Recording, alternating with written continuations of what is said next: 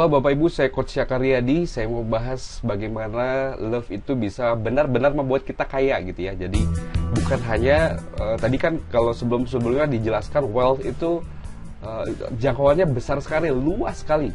Jadi wealth itu bisa diartikan iman, keluarga, nama baik, pekerjaan, ya lingkungan kita, suasana yang membuat kita bisa menjadi nyaman dan sebagainya. Nah itu wealth, persaudaraan dan sebagainya. Itu tidak bisa juga dinilai dengan uang, tetapi sebagai harta kita. Nah, tetapi yang akan saya fokuskan sekarang adalah bagaimana benar-benar love itu membuat kita kaya secara materi gitu ya. Nah, Bapak Ibu, ada satu quotes yang menarik dari Andrew Carnegie yang adalah orang terkaya pertama kali di dunia. Ingat Bapak Ibu, pertama kali di dunia. Dia adalah Andrew Carnegie. Dia membuat sebuah pabrik Bapak Ibu dan meledak habis-habisan gitu, artinya bagus gitu, naik omsetnya. Nah, dia bilang begini Bapak Ibu, jangan buat kekayaan sebagai sasaran pertama, tapi buatlah kemanfaatan sebagai sasaran pertama. So, jangan cari kaya dulu Bapak Ibu, tapi bermanfaat atau tidak kitanya. Kalau kita bermanfaat, ya sudah tentu bahwa kita akan dimanfaatkan orang ya. Artinya produk atau jasa kita atau diri kita sendiri itu menjadi ada efeknya untuk orang lain. Itu prinsip love kan, ya, bermanfaat untuk orang lain. Nah, Bapak Ibu, dan saya mencermati kenapa banyak orang itu menjadi sukses. Itu juga karena manfaat. Yang pertama adalah Bill Gates. Kenapa Bill Gates menjadi orang yang 13 kali terkaya di dunia berturut-turut? 13 kali terkaya di dunia berturut-turut gitu ya. Nah, dia ngomong begini Bapak Ibu, if you born poor, it's not your mistake, but if you die poor, it's your mistake. Karena apa? Karena kita nggak ngasih manfaat kepada banyak orang gitu. Nah, kenapa Bill Gates kaya? Karena dia itu adalah punya satu Microsoft yang ternyata dipakai oleh banyak orang. Saya buat presentasi ini juga pakai produknya Bill Gates Bapak Ibu.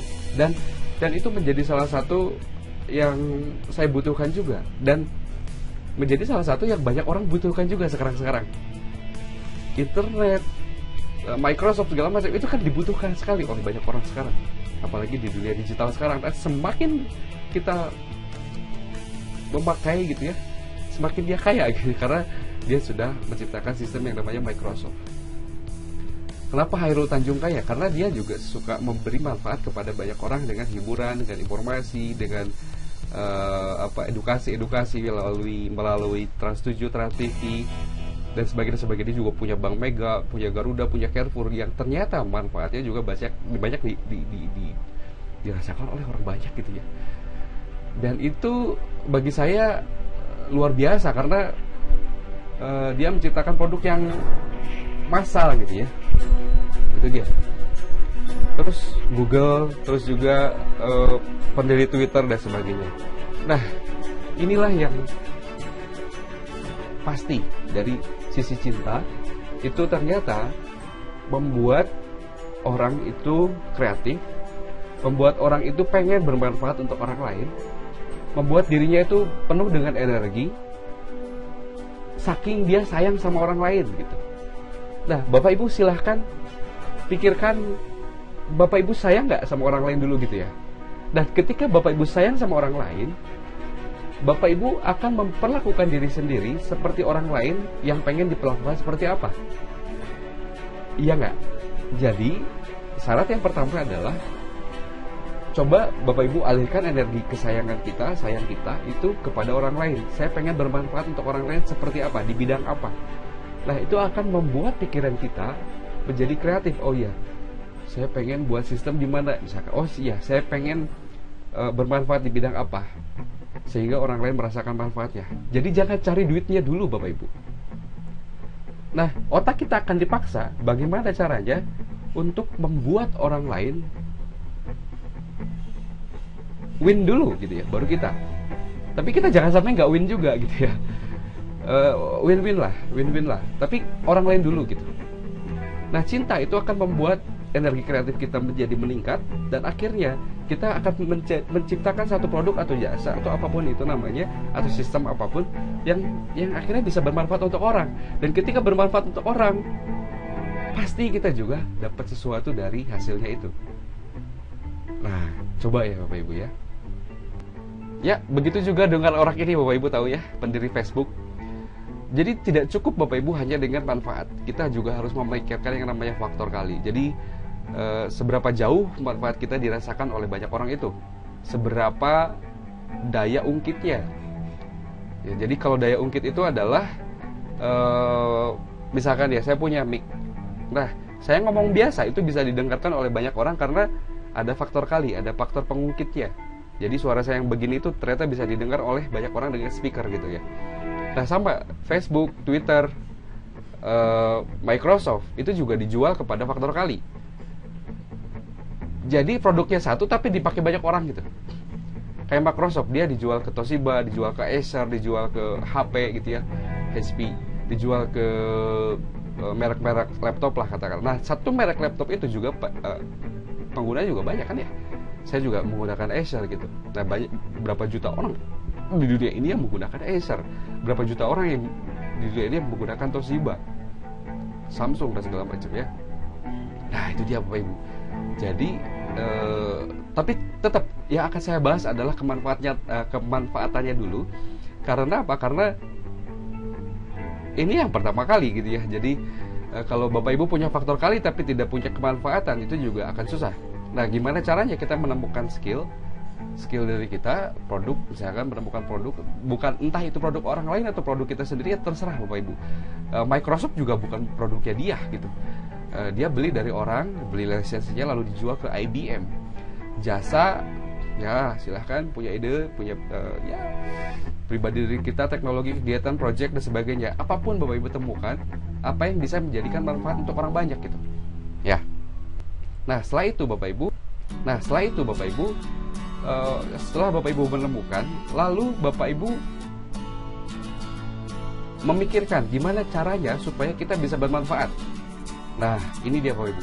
Yang saya tawarkan kepada Bapak Ibu tadi adalah bagaimana kita bisa menjadi orang yang bermanfaat, yaitu dengan membangkitkan energi kasih sayangnya, energi cinta yang ada di dalam diri kita. Kita harus menyadari pertama bahwa energi cinta itu berasal dari Sang Pencipta itu sendiri Bapak Ibu. Jadi Tuhan itu kan menciptakan dengan kasih sayang. Pasti segala sesuatu ada hikmahnya dan pasti segala sesuatu ada tujuannya. Nah, ketika Bapak Ibu mempunyai energi kasih sayang itu, berarti Bapak Ibu akan diikutkan ke dalam salah satu tugas Tuhan yang adalah mencipta. Loh, Bapak Ibu, di dunia ini itu segala sesuatu diciptakan oleh manusia loh Bapak Ibu. Kecuali yang natural. Ya nggak? Kecuali yang natural. Nah, berarti ketika kita memiliki energi cinta, kita dipercaya oleh Tuhan sendiri untuk mencipta. So, produk tadi Microsoft, Trans TV itu kan adalah satu proses creation, satu proses penciptaan.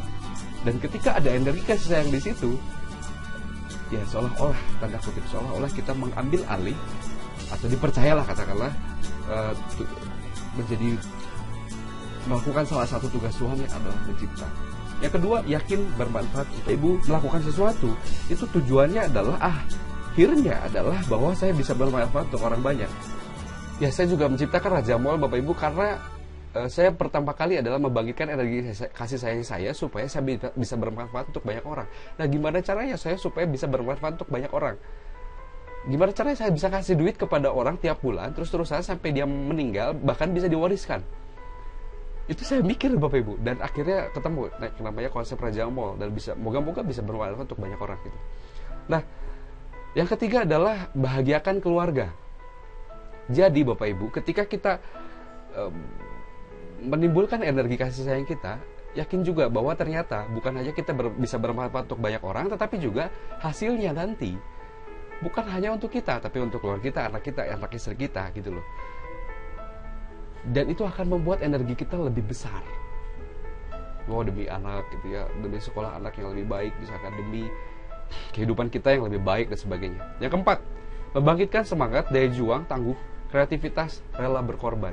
Nah, ini dia unsur-unsur dari bagaimana kita menciptakan sebuah ciptaan kita, produk atau jasa kita yang ternyata bisa bermanfaat bagi banyak orang adalah dengan membangkitkan semangat. Bapak Ibu tahu ya yang namanya semangat.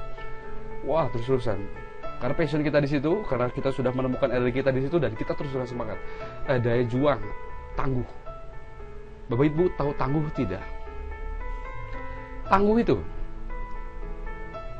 kalau kita gagal, bangkit lagi. Tangguh itu, kalau waktunya harus selesai, selesaikan. Mau itu saya lelah, mau itu saya capek, kalau harus selesai, selesai.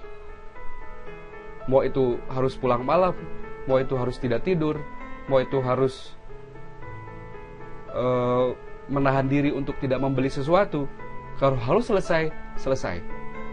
Mau senang, mau tidak senang, harus selesai, selesai. Mau sakit, mau sehat, kalau harus selesai, selesai. Itu yang namanya tangguh, Bapak Ibu. Dan itu, orang tangguh itu seperti itu, hanya bisa akan tangguh kalau dia menemukan passion. Dan ketika menemukan passion, sebenarnya dia sudah diliputi oleh energi kasih sayang itu, ya energinya luar biasa, Bapak Ibu. Dan kita harus rela berkorban. Orang lain mungkin main-main, kita nggak main. Orang lain mungkin tidur, kita nggak tidur. Orang lain mungkin harus beli sesuatu yang merupakan kesenangannya dia, tapi kita tidak membeli itu, menunda membeli itu, rela berkorban. Kita harus bayar harganya. Itu dia, Bapak Ibu. Tapi tenang saja, semua itu akan dilalui kalau Bapak Ibu punya cinta. Nah, selanjutnya kita akan membahas jenis-jenis cinta. Yang pertama adalah romantic love. Ini memang cinta yang dianugerahkan Tuhan untuk berketurunan, menghormati, menyayangi, memperhatikan, sacrifice. Friendship love itu untuk berelasi, menghasilkan rezeki, bermanfaat bagi banyak orang, sedekah. Fathers and mothers love itu membahagiakan dan menyehatkan, mengorbankan waktu, tenaga, pikiran untuk yang disayangi. Ya, kepada ini lebih kepada darah daging, saudara yang terdekat dan sebagainya. Dan unconditional love adalah memakai fathers atau mothers love kepada orang lain. Berbuat sesuatu yang baik tanpa pamrih, tanpa syarat, memaafkan, mengasihi musuh dan sebagainya. Nah, spiritual love itu lebih ke arah bagaimana kita membangun diri kita lebih sempurna ke arah apa yang menjadi tuntutan atau apa ya, bukan tuntutan, titah dari Tuhan lah gitu ya. Karena kita sayang sama Tuhan, ya kita harus nurut sama Tuhan gitu loh. Tuhan maunya apa ya kita turutin. Kamu harus jadi orang baik, ya harus jadi orang baik. Kamu jadi harus sholatnya harus bagus, kamu harus ibadahnya harus bagus, kamu harus bersedekah segala macam. Ya kita turutin karena kita sayang sama Tuhan gitu. Nah, yang terakhir adalah cinta diri, Bapak Ibu. Sebelum semuanya itu terjadi, kita harus mencintai diri kita sendiri dulu. Karena apa? Karena diri kita juga orang. Kita harus melakukan apa yang kita lakukan kepada orang lain sama seperti orang lain melakukannya untuk kita. Ya nggak? Dan apa yang saya pengen lakukan kepada orang lain dan adalah apa yang saya pengen orang lain lakukan kepada kita. Ya nggak? Kalau saya pengen dicubit, kalau saya tidak pengen dicubit, ya jangan cubit orang lain. Kalau saya pengen nggak dirugikan, ya jangan rugikan orang lain. Begitulah, Bapak Ibu. Nah, berarti kita harus punya ukuran terhadap diri sendiri dulu. Nah, ketika Bapak Ibu mencintai diri Bapak Ibu, sebenarnya itu adalah usaha untuk bahagia. Dan ketika bahagia, itu bisa menciptakan pundi-pundi uang. Jangan dibalik, kalau kita punya duit, berarti kita mau bahagia. Jangan dibalik, Bapak Ibu. Kalau seandainya saya punya rumah, punya mobil, punya apa segala macam, terus akhirnya bahagia gitu.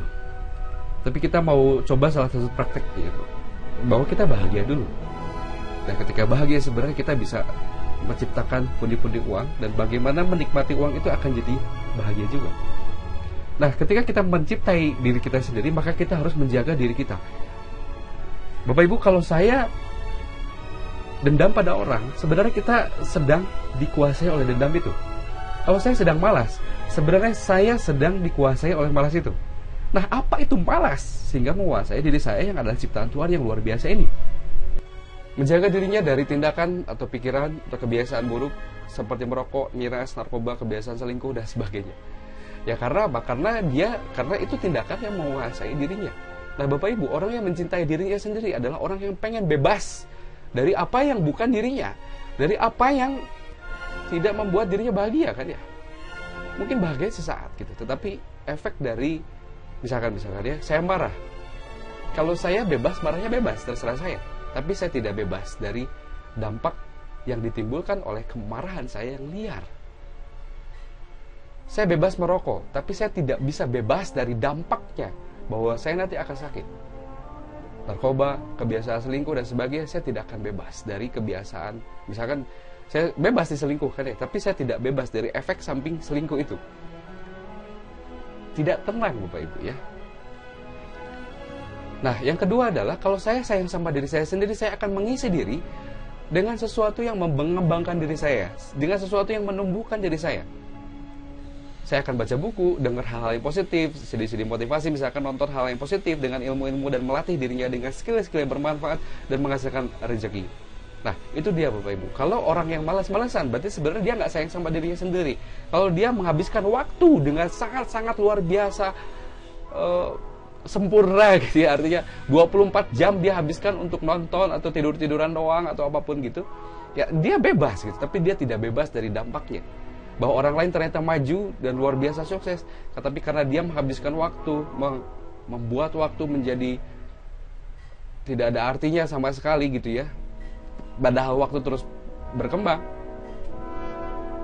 dia habiskan dengan sesuatu yang tidak mengembangkan diri, bahkan merugikan diri. Ya sudah, dia sebenarnya sudah kita cap bahwa dia tidak menyayangi diri sendiri. Padahal dalam kasat mata seolah-olah dia sayang sama dirinya sendiri dengan malas-malasan itu. Wah, enak-enakan malas-malasan.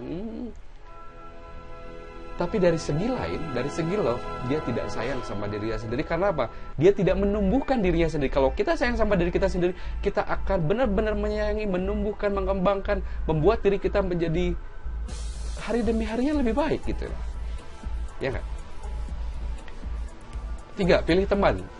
Bergaul dengan orang yang positif, sukses. Kita bebas memilih teman Bapak Ibu, tapi 98% boleh kita habiskan untuk teman-teman yang mempunyai hasil yang baik, yang sudah terbukti sukses, misalkan sudah memang dia terbukti positif. Kalau Bapak Ibu gaul sama orang-orang yang negatif, Bapak Ibu akan terbawa menjadi negatif gitu. Dan kalau terbawa menjadi negatif, mau jadi apa kita? Kita merusak diri kita lagi gitu. Bapak Ibu, bukan saya mau pilih-pilih teman atau gimana, tapi nggak apa-apa, kita bebas pilih teman. Tapi 90% waktu kita yang 24 jam ini tolong habiskan untuk orang-orang yang sudah sukses. Karena apa? Karena ini soal energi. Sukses itu soal energi loh. Kalau misalkan Bapak Ibu gaul sama orang sukses, sebenarnya dia punya energi sukses kan? Nah itu energi itu bisa nular Bapak Ibu. Singkatnya begitulah ya.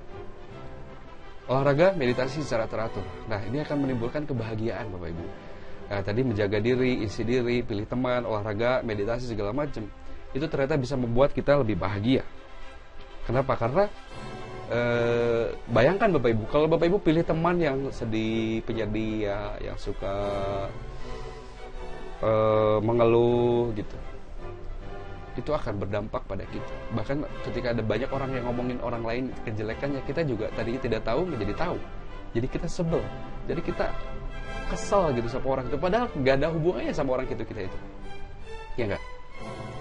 Nah, olahraga yang baik adalah olahraga yang stretching aja Bapak Ibu. Jadi stretch otot-otot kita saja gitu.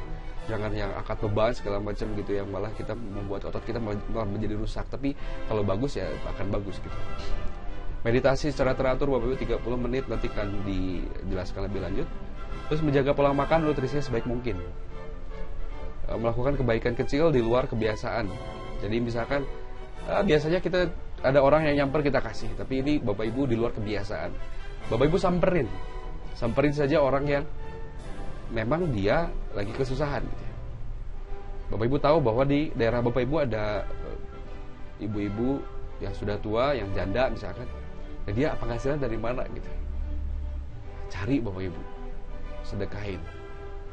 Misalkan gitu ya, ini kebaikan kecil ya. Nyiram bunga lah, sasapu lah. Kita nggak biasa sesapu, tapi kita sesapu, bersih-bersih. Atau misalnya kita tidak biasa peluk istri gitu. Tidak biasa meluangkan waktu dengan anak, ya luangkan gitu. Di luar kebiasaan ya Bapak Ibu. Dan itu akan membuat kita bahagia. Doa untuk sisi spiritual lebih baik.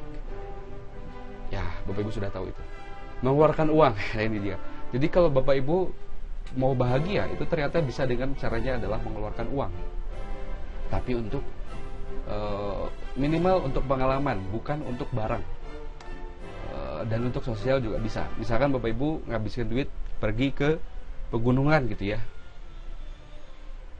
Paling berapa gitu, jalan doang gitu ya, paling nyiapin makan, minum segala macam. Tapi kita keluar uang, tapi sebenarnya untuk pengalaman. daripada kita terus terjebak rutin duduk setiap hari di sini gitu ya, atau misalkan terus-terusan bekerja itu terus gitu, diulang-ulang terus-terusan. Nah, Bapak Ibu coba out of the box ya untuk pengalaman.